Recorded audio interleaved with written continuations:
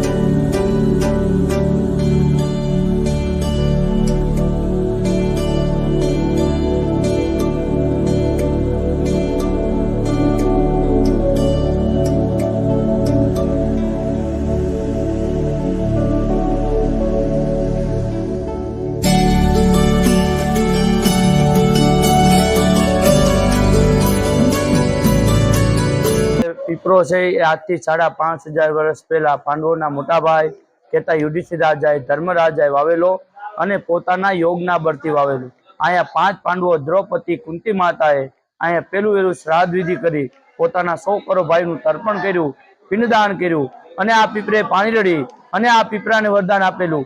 ચાહે સતયુગમાં, દ્વાપર યુગમાં કે કળિયુગમાં કોઈ પણ મનુષ્ય આવી શ્રદ્ધા અને ભાવનાથી એના પૂર્વજોને, એના પિતૃઓને મનમાં યાદ કરી અને અહીંયા કાર્ય કરી અથવા 3 લોટા પાણી પાસે તો એની 7 પેઢીને મોક્ષ ગતિ મળી જાય.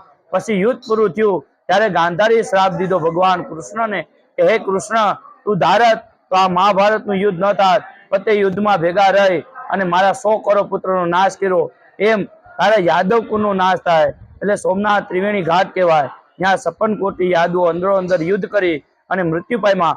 એ ભગવાન કૃષ્ણએ અહીંયા એમનું તર્પણ કરી, પિંડદાન કરી અને આ પીપળે પાણી રડી અને આ પીપળાને વરદાન આપેલું. ચાહે સતયુગમાં, દ્વાપર યુગમાં કે કળિયુગમાં કોઈ પણ મનુષ્ય આવી શ્રદ્ધા અને ભાવનાથી એના પિતૃઓને યાદ કરી અને પ્રાચીના પીપળે 3 લોટા પાણી પાસે અથવા કોઈ એવું કાર્ય કરી અને 3 લોટા પાણી પાસે તો એની 7 પેઢીને મોક્ષ ગતિ મળી જાય. આ નદીનું નામ છે સરસ્વતી નદી, જે જંગલમાંથી નીકળી અહીંયા પૂર્વ ભાગમાં વહે અને અહીંથી સોમનાથ સમુદ્રને મળે. અહીંયા 5 પાંડવો દ્રૌપદી, કુંતી માતા આ નદીમાં સ્નાન કરી યુદ્ધની અંદર જે કાંઈ એનાથી પાપ થઈ ગયું, બ્રહ્મત્યા, ગોત્રહત્યા, અન્ય જ્ઞાતિ, નિર્દોષ પશુ પંખી આ પાપમાંથી મુક્ત થઈ ગયા. એટલે કહેવામાં આવે કે તમે 100 વખત કાશી જાઓ અને 1 વખત પ્રાચી આવો.